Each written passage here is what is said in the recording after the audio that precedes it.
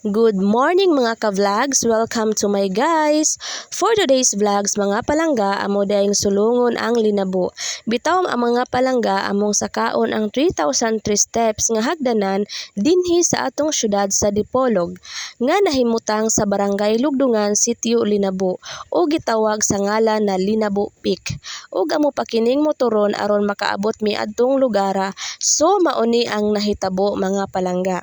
Nagsabot mi sa akong amiga nga alas 4 mi mag-abot sa Barangay Dicayas ug ang nahitabo mga palangga na alas 6 na mi sa buntag. Pero keri raman gihapon mga palangga kay ingon ana man daw ng mga laagan. Kanang tungura palangga hapit na mi maabot ana, nagbuto-buto na akong dughan.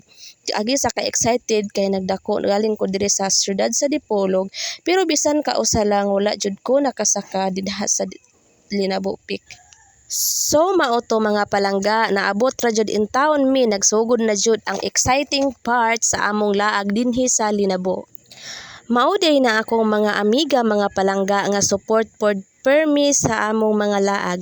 Lisod kaayo ning karon pa ta makaanhaan ng lugaraha mga palangga kay sige ra tag lingi-lingi muratag nawad-an og piso.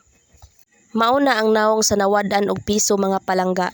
Kanang tungura mga palangga nawala ang ka-excited kay among ginhawa mura nagnangalagpot sa iyaha ay charot. Among ilong mga palangga murag mutabon na sa among mata. Mauna ang tinuod mga palangga.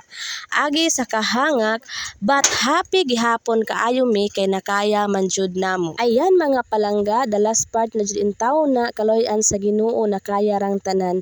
Hapit na namo maabot ang 3,003 steps nga hagdanan mga palangga.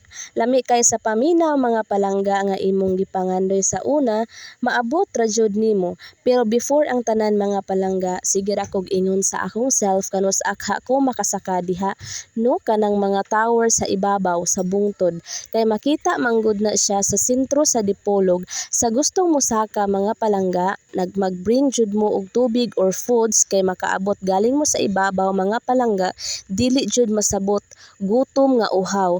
Og sa weak pod og heart mga palangga, ayaw na lang jud mo og saka diri mga palangga. Oh my god mga palangga, naabot na jud mi. Pag-abot namo diha sa taas, perti ka presko sa hangin, pati imong gugma mapalid jud sa lain pag dili nimo isulod sa kasing-kasing.